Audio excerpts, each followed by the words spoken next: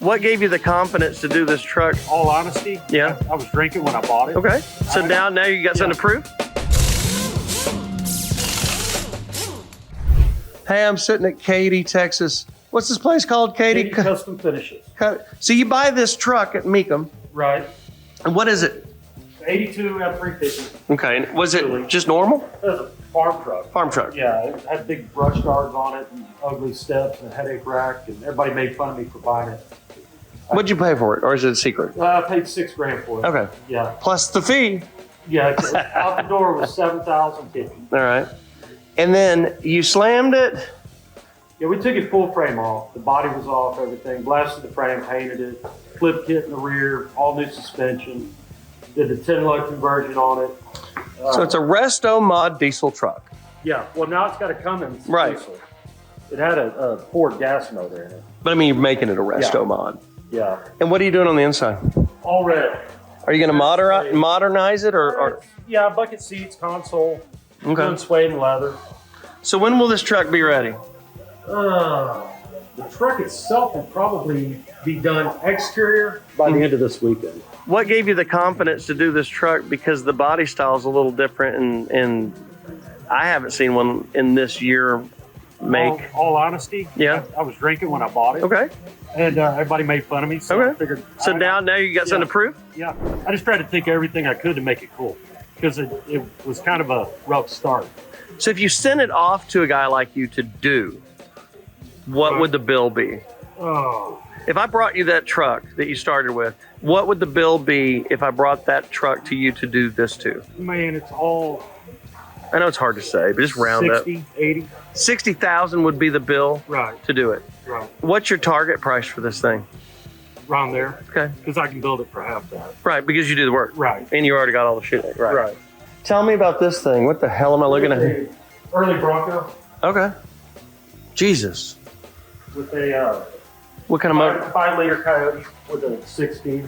The customer, the owner, actually built all this out, and we've got the body over there. We had to fit it all up. When you put those 5 liters in them, or the late model Coyote motors, you have to shorten up the aprons and stuff like that to get that wide motor in there. So we've got the bodies over on a rotisserie next door. What do you think he'll be in this thing all in? A lot. 100 and a quarter, probably. Something around there. God damn, how many inches are on this thing? I don't know. 15?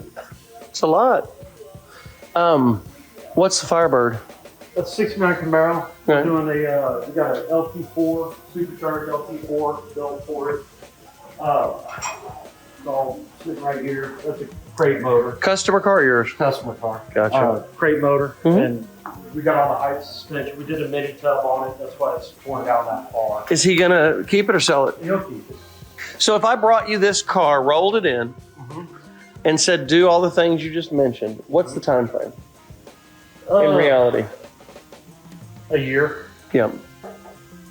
And this one looks like she's been sitting for a few years. Yeah, that was sitting in a barn. It was a buddy of mine's grandpa's truck.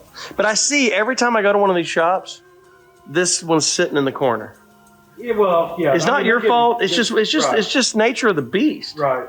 We get into it with good intentions, COVID hit, whatever hit, Right. divorce hit, and that's my fear of being in this business. I'm a quick turn, Right. and I don't want to get into this shit Yeah. and sitting on shit.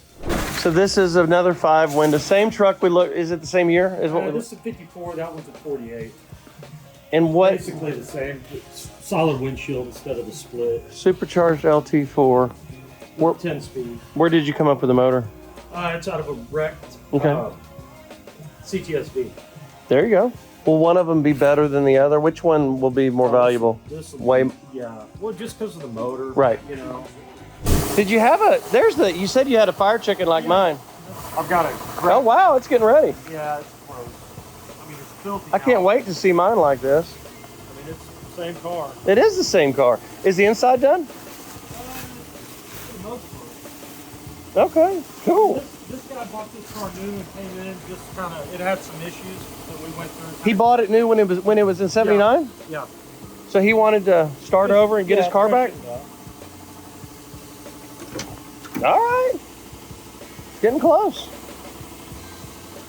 Yeah, we're waiting on the windshield to get replaced. And then I've got the graphics vinyl guy coming over because these cars have. You're not gonna order the kit. I've got the kit. Okay. Yeah, Oh, you're gonna have him install it. In what shape was the Cuda in when you started? Like that? That was it. Yeah. He started the Resto and gave up on it. Well, that happens a lot. It's parts. Well, I get emails and requests for bids from people that have cars in this shape. Right. And I just. But that's a AAR Cuda. So I hear you. I know it's worth a fortune. Yeah. But my appetite when I see shit like that is very, very, very low. Yeah. Because I don't have you do it yourself. Right. So you know what you're getting into. Right. But every time I've jacked with shit like that, I wind up on the ass end of the stick. Because the parts, you know which parts you're looking for. Right. And I don't. Well, yeah. And that's what, on this, a lot of these parts are AAR specific. Right. The to make them worth the big money. And after, we got the car here right before COVID. Then when it hit, we've had like fuel lines and radiator and gas tank ordered for a year and a half. And then this is one we picked up a couple weeks ago. Yeah, that's cute. What's it need? Not much. Well, the guy that was building it, Interior. put AC, so we ordered a vintage air kit for it, and then finish out the interior, which I've got it all over next door. Is it a 70? 67. Yeah. How do you tell the difference between a 67 and a 70? Up here, you can see how this hood's sloped. Yep. And the grill, the front end. Okay. Was it chopped or was it original short? No, it's original short. And what's the difference in money across the block on original short versus converted short bed? Man, I don't, some people hate it and would never own one. The purist? Yeah, but I don't care if it's done. But does the money really make a difference anymore? Because there weren't many short beds. Long beds are starting to bring big money. Right? So, it really doesn't. But they don't bring short bed money.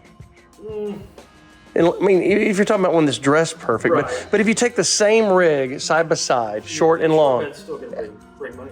10,000 more. Sometimes the 4x4s, people prefer the long bed.